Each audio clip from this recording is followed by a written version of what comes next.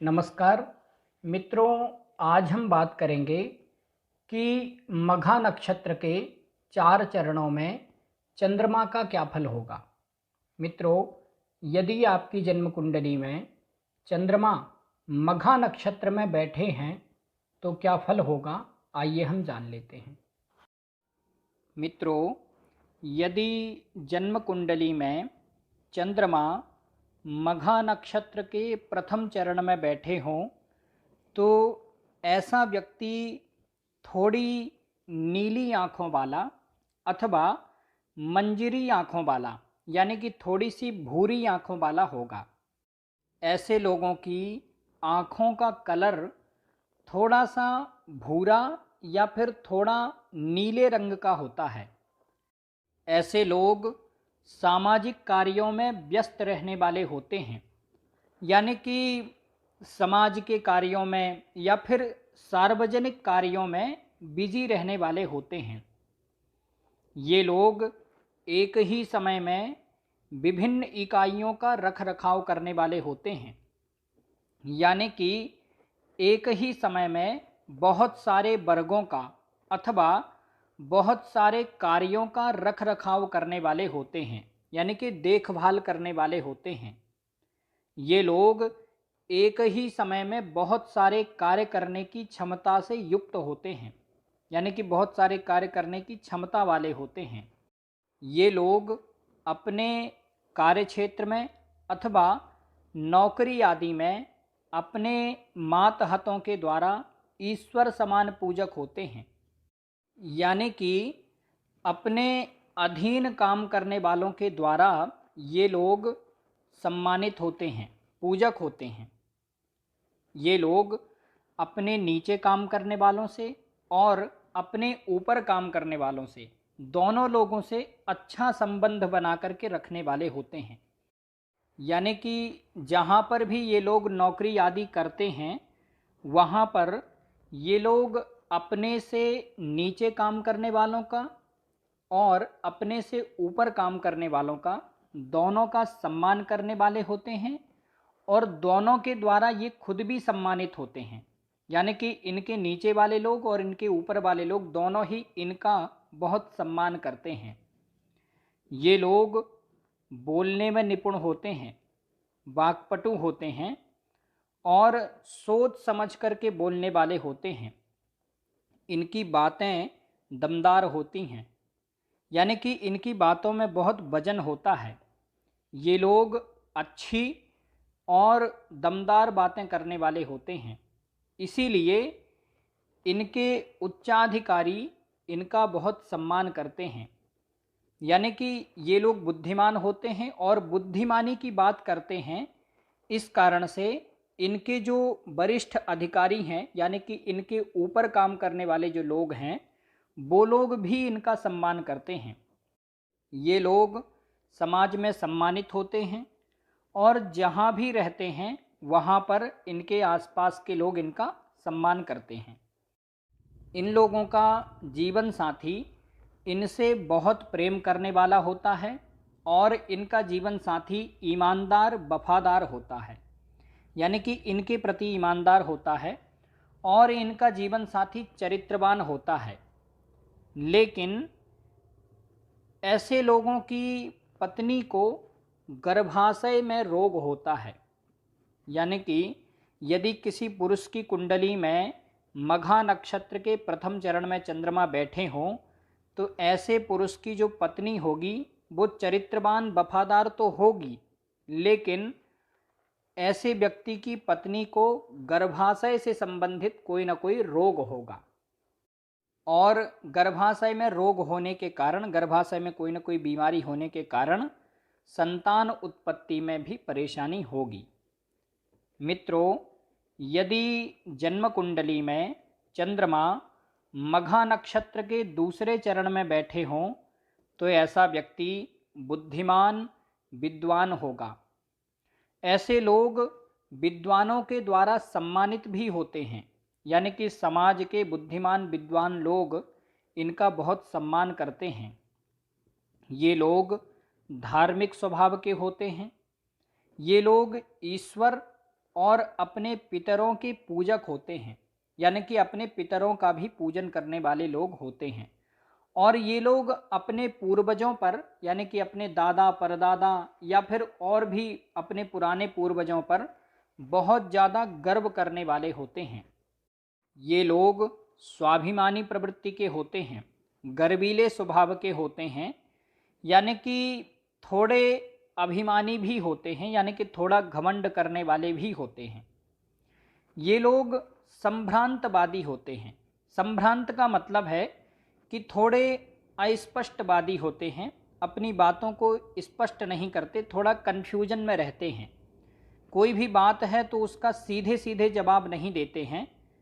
ये लोग थोड़ा सा घुमा करके गोल मोल बातें करने वाले होते हैं और इनके हर काम में अस्पष्टता झलकती है, यानी कि कोई भी काम एकदम सीधा नहीं करते हैं, अस्पष्ट काम करते हैं कि सीधे किसी व्यक्ति को समझ में नहीं आएगा कि ये करना क्या चाहते हैं। और संभ्रांत रहते हैं, यानी कि थोड़े कंफ्यूज रहते हैं। लेकिन ये लोग धनवान होते हैं, वैभव युक्त होते हैं। इन लोगों को अपने जीवन में 28 वर्ष की उम्र तक अधिक परेशानी होती है।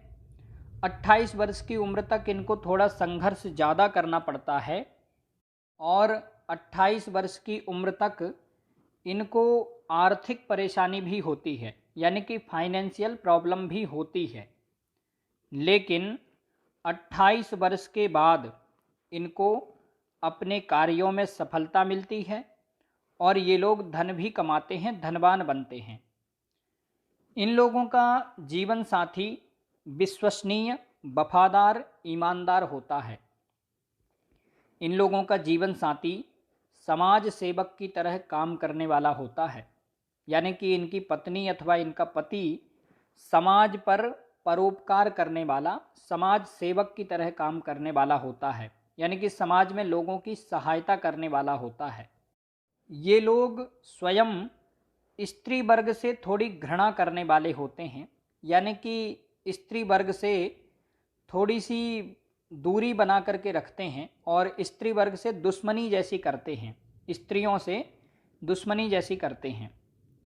और यदि चंद्रमा मघा नक्षत्र के दूसरे चरण में बैठे हों और कुंडली में चंद्रमा शनि के साथ बैठे हों और चंद्र और शनि दोनों पर मंगल की दृष्टि हो, तो ऐसा व्यक्ति मानसिक रोगी अथवा मिर्गी रोग से पीड़ित होता है। मित्रों, यदि जन्म कुंडली में चंद्रमा मघा नक्षत्र के तीसरे चरण में बैठे हों, तो ऐसा व्यक्ति सुंदर, हंसमुख और प्रसन्नचित्त स्वभाव का होता है। ऐसे लोग समाज में सम्मानित होते हैं, गरिमा युक्त होते हैं। ये लोग थोड़े अति स्वाभिमानी स्वभाव के होते हैं, यानी कि किसी भी व्यक्ति के सामने जल्दी झुकना पसंद नहीं करते और किसी भी व्यक्ति से जल्दी सहायता लेने की भी नहीं सोचते। ये लोग थोड़े अभिमानी प्रवृत्ति के भी होते हैं, यानी कि थोड़े से घमंडी स्वभाव के भी होते हैं। लेकिन ये लोग मिलनसार होते हैं, यानी कि लोगों से दोस्ती करने वाले और लोगों से अच्छी तरह से व्यवहार करने वाले, अच्छी तरह से मिलने वाले होते हैं। ये लोग उद्यमी, मेहनती, परिश्रमी होते हैं, मेहनत करने वाले होते हैं। ये लोग बुद्धिमान, विद्वान होते हैं। ये लोग परोपकारी, दयालु स्वभाव के भी होते हैं, यानी कि समाज में लोगों की सहायता करने वाले होते हैं। लेकिन इन लोगों को अपने जीवन में 35 वर्ष की उम्र तक आर्थिक परेशानी होती है और 35 वर्ष की उम्र तक इनको ज़्यादातर कार्यों में असफलता ही मिलती है और ज़्यादातर कार्यों में इनको परेशानी होती है। और 35 वर्ष की उम्र तक ये लोग असंतुष्ट, असंतोषी स्वभाव के रहते हैं और असामंजस्यपूर्ण रहते हैं, यानी कि जल्दी से किसी से सामंजस्य नहीं बिठा पाते। 35 वर्ष की उम्र तक इन लोगों का जो स्वभाव होता है वो थोड़ा सा रूढ़ स्वभाव होता है, थोड़ा सा अक्खड़ स्वभाव होता है और इसी कारण से इनका जल्दी से किसी से दोस्ती नहीं हो पाती, इनकी जल्दी से किसी से मित्रता नहीं हो पाती, असामंजस्य रहता है, ये जल्दी से किसी से सामंजस्य नहीं बिठा पाते। लेकिन 35 वर्ष की उम्र के बाद इनका जीवन साथी इनके व्यवहार में बदलाव करता है, यानी कि इनकी पत्नी अथवा इनका पति इनके जीवन में बदलाव लाता है और इनके व्यवहार में भी बदलाव लाता है। इन लोगों का वैवाहिक जीवन सुखमय होता है, यानी कि वैवाहिक जीवन बहुत अच्छा होता है और ये लोग 35 वर्ष के बाद धनवान बनते हैं। इनके पास चल अचल दोनों तरह की संपत्ति प्रचुर मात्रा में होती है, यानी कि इनके पास में धन भी होता है, पैसे भी खूब होते हैं और भूमि भवन वाहन आदि भी खूब होते हैं। लेकिन यदि चंद्रमा मघा नक्षत्र के तीसरे चरण में बैठे हों और मघा नक्षत्र के तीसरे चरण में ही लग्न भी हो, तो ऐसे व्यक्ति को कोई ना कोई बड़ा रोग होता है, कोई ना कोई बड़ी बीमारी होती है, या फिर कोई ना कोई ऐसा रोग जो इन्फेक्शन से होने वाला रोग होता है, अथवा इन लोगों को कैंसर आदि रोग भी हो सकते हैं। लेकिन ऐसा तभी होगा जब मघा नक्षत्र के तीसरे चरण में चंद्रमा हो और मघा नक्षत्र के तीसरे चरण में ही लग्न भी हो, तभी ऐसा होगा, नहीं तो नहीं होगा। मित्रों, यदि जन्म कुंडली में चंद्रमा मघा नक्षत्र के चौथे चरण में बैठे हों तो ऐसा व्यक्ति बुद्धिमान, चतुर, सौम्य, सरल और विनम्र स्वभाव का होगा। ऐसे लोग अच्छे स्वभाव वाले होते हैं, आकर्षक स्वभाव वाले होते हैं। ये लोग धार्मिक स्वभाव के होते हैं, ईश्वर भक्त होते हैं और अपने पूर्वजों पर गर्व करने वाले होते हैं। पूर्वजों का मतलब है कि अपने दादा परदादा या फिर उनके भी दादा पिता, अपने जो पुराने लोग हैं उन पर बड़ा गर्व करने वाले होते हैं। ये लोग मातृपितृभक्त होते हैं, यानी कि अपने माता पिता के आज्ञाकारी होते हैं और अपने माता पिता के प्रति श्रद्धावान होते हैं। ये लोग परंपरावादी होते हैं, यानी कि अपने परिवार की परंपराओं को बहुत अच्छे तरीके से और बहुत विश्वास के साथ में मानने वाले होते हैं। ये लोग वंश वृद्धि करने वाले, यानी कि अपने कुल परिवार की प्रतिष्ठा को बढ़ाने वाले और साथ में अपने कुल परिवार को भी बढ़ाने वाले होते हैं। ये लोग बुद्धिमान और रहस्यमयी स्वभाव के होते हैं। रहस्यमयी का मतलब है कि ये लोग थोड़े छुपे रुस्तम भी होते हैं, यानी कि कोई भी काम है, कुछ भी कर रहे हैं तो अपने प्लान का या फिर अपने कार्यों का हल्ला नहीं पीटते, चुपचाप काम करते रहते हैं और जब इनको सफलता मिलती है तो फिर समाज के लोग आश्चर्यचकित हो जाते हैं। यानी कि ये लोग कोई भी काम बहुत चुपचाप होकर के करते हैं, बहुत शांत ढंग से करते हैं, किसी को भी बताते नहीं हैं कि ये क्या करने वाले हैं। ये लोग समाज में सम्मानित होते हैं, लेकिन इनका सम्मान चंद्रमा के समान घटता बढ़ता रहता है, यानी कि कभी कभी तो समाज वाले लोग इनका बहुत सम्मान करते हैं और कभी कभी पीठ पीछे इनको गाली भी देने लगते हैं। इनका समाज में सम्मान इनका घटता बढ़ता रहता है, लेकिन एकदम समाप्त नहीं होता है, हमेशा इनका सम्मान बना रहता है। ये लोग प्रभावशाली व्यक्तित्व वाले होते हैं, आकर्षक व्यक्तित्व वाले होते हैं और ये लोग प्रबल शत्रुहंता होते हैं, यानी कि बहुत बुद्धिमान कूटनीतिज्ञ होते हैं। ये लोग अपने शत्रुओं को, अपने दुश्मनों को, अपने विरोधियों को जड़ से ख़त्म करने वाले होते हैं और किसी भी प्रकार से बल से अथवा बुद्धि से अपने शत्रुओं को ख़त्म कर देते हैं।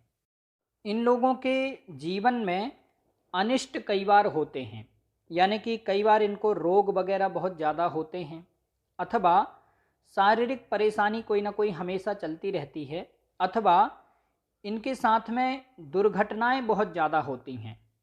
और कई बार ये लोग अल्पायु भी होते हैं, यानी कि कम उम्र वाले भी होते हैं, यानी कि सामान्य से थोड़ी कम आयु वाले होते हैं। लेकिन यदि ये लोग 35 वर्ष की उम्र के बाद जीवित रहते हैं तो ये लोग समाज के बहुत बड़े पद पर प्रतिष्ठित होते हैं, यानी कि समाज का कोई बहुत बड़ा पद पाने वाले होते हैं। और यदि इनकी कुंडली में चंद्रमा, मंगल, सूर्य और गुरु ये 4 ग्रह बलवान हों तो ऐसा व्यक्ति प्रधानमंत्री या फिर राष्ट्रपति के समकक्ष पद को प्राप्त करता है, यानी कि समाज में ऐसे पद को प्राप्त करता है जो पद प्रधानमंत्री या राष्ट्रपति के समकक्ष आता हो, यानी कि प्रधानमंत्री या राष्ट्रपति के बराबर पद को पाने वाले होते हैं। और यदि कुंडली में ज़्यादा ग्रह बलवान ना भी हों तो भी ये लोग 35 वर्ष के बाद यदि जीवित रहते हैं तो धनवान और ख्याति प्राप्त होते हैं, यानी कि समाज में बहुत प्रसिद्ध और धनवान होते हैं, सम्मानित होते हैं।